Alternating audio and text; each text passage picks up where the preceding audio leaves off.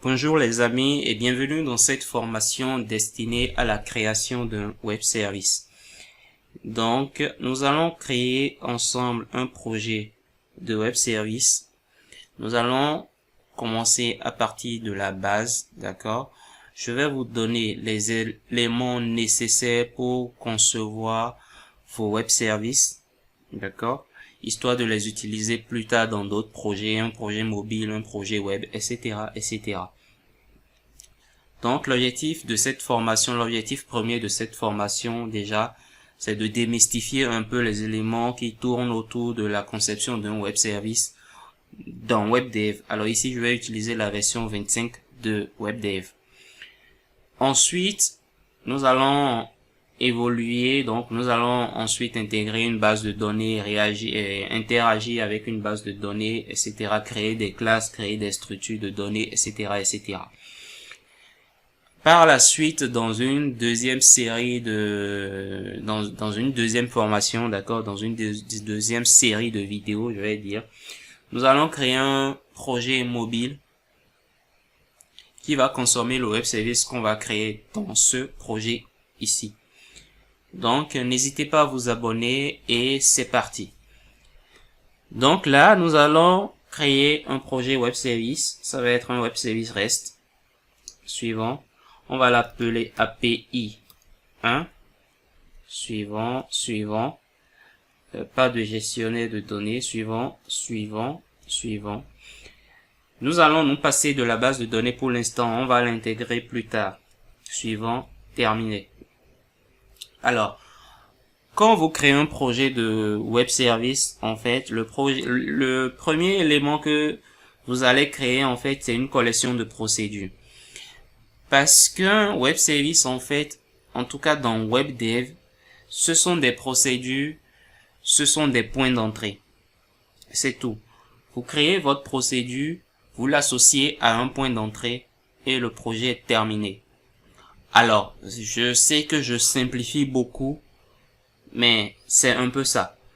Donc, vous voyez, le premier élément qu'on va créer, en fait, c'est une collection de procédures. Donc, dans une collection, on a évidemment plusieurs procédures. Nous allons commencer par créer notre collection de procédures. Je vais l'appeler basique, par exemple. Basique. Tout simplement. Et on va faire OK. Et une fois que notre collection est créée, vous voyez, le deuxième élément que nous allons créer, c'est une description de web service. D'accord? Une description de web service, en fait, c'est un élément qui regroupe tous les points d'entrée qu'on aura à créer. Enfin, qui regroupe, en fait, un ensemble de points d'entrée. Parce qu'on peut créer, en fait, plusieurs descriptions de web service aussi. Donc, le premier qu'on va créer, on va l'appeler basique également. Donc, basique. Voilà, basique. Et OK. Donc, vous voyez, ici, je vais fermer ça là. Donc, vous voyez, une fois que ma description de web service est créée, on m'invite maintenant à créer un point d'entrée. Mais je vais fermer ça pour l'instant. Donc, vous voyez, là, dans procédure, nous avons notre collection de procédures basiques. Et là, dans les descriptions de web service REST, nous avons la première description REST basique. Donc, rien de compliqué pour l'instant. Nous allons maintenant créer une procédure. Ok? Parce que comme je le disais tantôt, un web service, c'est d'abord une procédure qui sera attachée à un point d'entrée. Et voilà, on a une URL, etc., etc. Nous allons créer notre première procédure. Donc, dans basique, je vais faire nouvelle procédure globale. Et on va l'appeler, comment va-t-on l'appeler? On va faire quelque chose de vraiment simple pour l'instant. On va commencer par l'appeler, je sais pas, bonjour. Ok? Bonjour. Tout simplement. Je vais ajouter. Et qu'est-ce que cette procédure est censée faire? Cette procédure, par exemple, on va dire, renvoyer, bonjour tout le monde, par exemple. Bonjour tout le monde. Ok? Bonjour tout le monde. Et voilà. Rien de bien compliqué pour l'instant. On a juste une procédure qui, lorsqu'on va l'appeler, va renvoyer bonjour tout le monde. Ok?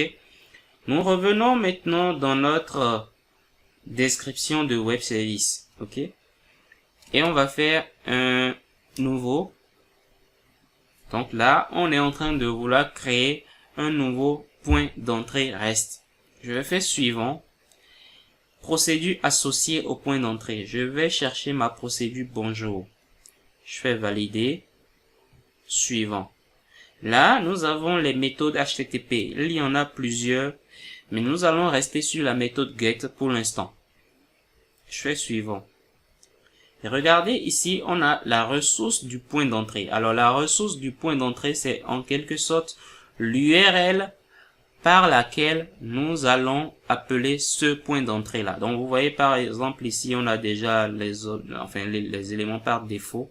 Ça va être remplacé plus tard, bien évidemment, mais bon, c'est juste à titre d'illustration, on va dire. Maintenant, regardez, ici, on n'a aucune ressource définie. D'accord? Aucune ressource définie. Je vais faire, voulez-vous conserver la nouvelle valeur? Je vais faire non. Et quand vous descendez ici, vous avez édité les composantes communes. Donc, ce qu'on va faire, on va commencer par cliquer ici. Donc, regardez ici, par exemple, ils ont donné quelques exemples de ressources. Donc, vous voyez, par exemple, on a V1 e-commerce produit, V1 e-commerce produit /ID, V1 service ID. Donc, nous allons créer, nos composantes communes. Donc, ici, c'est au choix. Par exemple, on peut faire du V1 comme ici. Dans certains cas, vous allez voir, puisque c'est un web service, dans certains cas, on peut voir un API avant de voir V1. D'accord, V1 pour dire que c'est la première version. Et ensuite, qu'est-ce qu'on a? Non, par exemple, on a bonjour. D'accord. Ou bien on peut mettre, par exemple, puisque on a créé une collection de procédures qu'on a appelée basique, on peut par exemple mettre ici basique avant de mettre bonjour. C'est au choix, c'est vous qui voyez ce qui vous correspond le plus, ou bien ce qui correspond le plus au projet que vous essayez de mettre en place, ok? Moi, je vais enlever basique, donc je supprime ça, ou plutôt je supprime ça là, et je vais garder juste API et V1. Donc, toutes mes URL vont commencer par API et V1. Maintenant, s'il y a des choses spécifiques à l'URL que vous essayez de créer, vous ne le faites pas ici parce que c'est des composantes communes ici. Ça va être commune à toutes les URL. S'il y a un élément qui est spécifique à une URL, vous venez le faire en haut ici. Donc, vous voyez, là, on a déjà API et V1 qui sont là par défaut. OK? Donc ici, nous allons rajouter par exemple quelque chose qu'on va appeler bonjour par exemple. Bonjour. OK? Et on fait valider. Donc notre URL finalement c'est http:// mon serveur. D'accord? Mon serveur sera remplacé plus tard par autre chose, peut-être localhost, peut-être votre nom de domaine, etc. Et ensuite on va faire /API/V1/bonjour. Et une fois qu'on fait ça, on fait suivant. OK? Et regardez ici, on a format de la réponse. Déjà, en fait, généralement, on a deux éléments. On a la requête et on a la réponse. Ici, on a contenu de la requête et de la réponse. OK? Remarquez que contenu de la requête, soit la session requête est grisée. Pourquoi est-ce que la session requête est grisée? La session requête est grisée parce qu'au départ, on a dit qu'on veut faire un get. Alors, un get, quand vous faites un get, c'est pour obtenir une information en retour, généralement. OK? Quand vous faites du get, vous obtenez une information en retour. Quand vous appelez un point d'entrée qui utilise la méthode get, ce point d'entrée va vous renvoyer un résultat. Maintenant, quand vous utilisez la méthode get, vous pouvez passer des paramètres. Donc, les paramètres seront passés dans l'URL, ok? Mais ici, nous utilisons une procédure qui ne prend pas un paramètre, d'accord? Donc, juste là, il n'y a pas de souci. Donc, on fait suivant, et là, c'est parce qu'on utilise en fait la méthode get que la partie requête est grisée. Si on avait sélectionné la méthode post par exemple, si on prend post, d'accord, vous voyez que cette fois-ci la partie requête n'est plus grisée. Ok. Donc, on va retourner en arrière et on va reprendre get. Ok. Parce que quand vous faites du get, tout ce dont vous aurez besoin, vous allez le passer dans l'URL. Si votre URL doit prendre en fait des paramètres, c'est ici que vous allez le faire. Donc, plus tard, nous allons créer en fait une deuxième procédure qui va prendre de paramètres et je vais vous montrer comment on crée en fait un point d'entrée qui prend un paramètre. Donc là, on va faire suivant.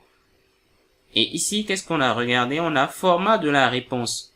Et là, actuellement, c'est sur JSON. Nous allons le mettre sur test pour l'instant. Et on va faire suivant. Et ici, vous avez une description de votre point d'entrée.